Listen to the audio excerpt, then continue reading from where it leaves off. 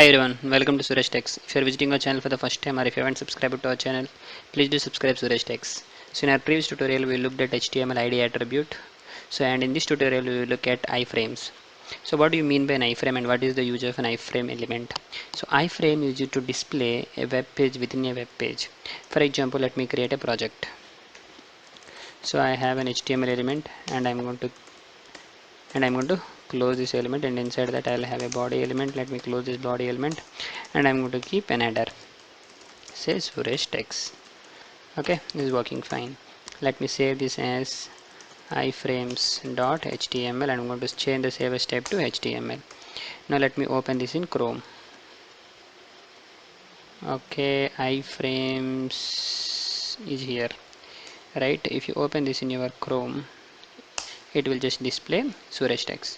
Now what did I said about iframe? Iframe is to display a web page within a web page. Now iframes, so this is one web page. So whatever you are viewing here, this is one web page.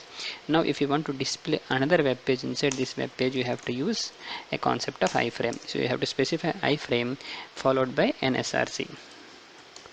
Should say src, and here you have to give the link of the page what you are going to open. So here you have to specify the link. Here you have to basically specify the URL. Okay, so now I'm going to close this. Okay, so now if you look at the code, I'm just saving this and refreshing it. Nothing is going to happen. So if you look at here, so there is a frame but there is nothing inside it. Okay, because we haven't specified anything. For example, let me specify https://text.sureshyatham.com. okay, now if I refresh it, okay, look at it, so it is displaying Suresh Tech's website. So this is how an iframe is going to work. We are displaying a website inside another website, so that's the use of iframe. Now by default it is going to have some default width and default height. Now if you want to change the height and width, you can change it using few attributes such as width and height. So these are the attributes from iframe element. Now I can give 500 pixels. Let me give 500 pixels, and height I'll give, height I am going to give 500 pixels. Now if you look at here, see, so this changed. So height 500 pixels and width 500 pixels, right? So if you want the width to be occupied entirely, then you could specify 100%. When you say 100%, it is going to occupy entire screen, right? So this is how an iframe is going to work. Now if you look at this iframe, you could see something, you could see a border, right? You could see a border. So if you want to remove that border, you should use a CSS property, right? You should use a CSS property called border say none. That means you don't want any border. If you don't want any border, you just have to say CSS property border none. So if you look at now, so there is no border. And similarly, if you want to specify a border, you have to specify a border with some 3 pixels width and solid type of line, and finally you can specify some color to that border. Okay, if you specify, it is going to display. Alright, this is going to display something like this. So this is all about an iframe. So iframe is used to display, iframe is used to display a web page inside another web page. So this is how you will remove a web, so this is how you will remove a border. Now for example, consider you have a link.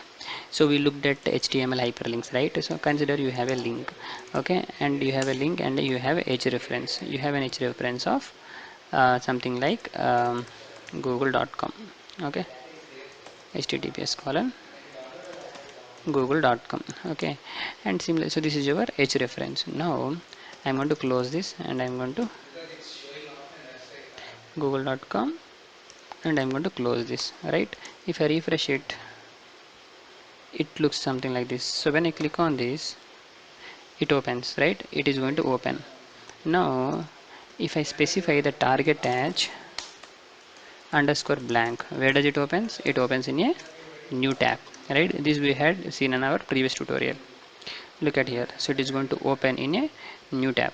Now instead of opening it in a new tab, you can specify externally to open this particular reference URL inside another frame. So here we have created a frame, right, which is of 100% width and 500 pixels and 500 pixels height. So you can specify this URL to load into this frame externally. So how do you do that? You can, so for that to happen, you have to specify a name for this iframe, top frame. Okay, some name, you can give any name, but it's all your choice. Now you have to specify that name here as a target. Okay, top frame. Now if you look at here, just refresh it, and now if you look at here, see, so www.google.com, it's actually due to some reasons it's not going to open here, but this is how it actually works. Okay, let me change it here. So instead of, so here we have,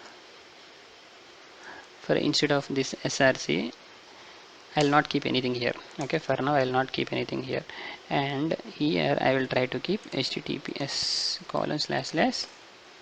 text.sureshyatham.com. Okay, now if you look at here, by default nothing will be here because we haven't specified anything. Now if you click on Google, okay, see, Suresh text has been displayed, because what happened, we have mentioned the target as a top frame, which is the top frame. So this is this frame, and the reference, which is text.sureshyatham, to open in this particular frame. So previously we have opened our links or our URLs in a separate tab using the target attribute with a value called underscore blank. So similarly, if you specify the target as a different frame name, similarly you can have a frame as a target, right? So then what will happen, that particular URL is going to open in a specified frame. Okay, so that's all about iframe. So let me go back to the presentation now. Okay, so this is all about our iframes. An HTML iframe is defined with an iframe tag, as we know, and we can set some height and width. Here we have the properties provided from the iframe, and at the same time we have the properties available from the CSS properties. Okay, to remove the border, you can have border property from the CSS. You could specify border as none. Okay, and similarly we can specify an iframe as a target link. Okay, that's all for today. Thank you so much. Please do subscribe to Suresh Techs.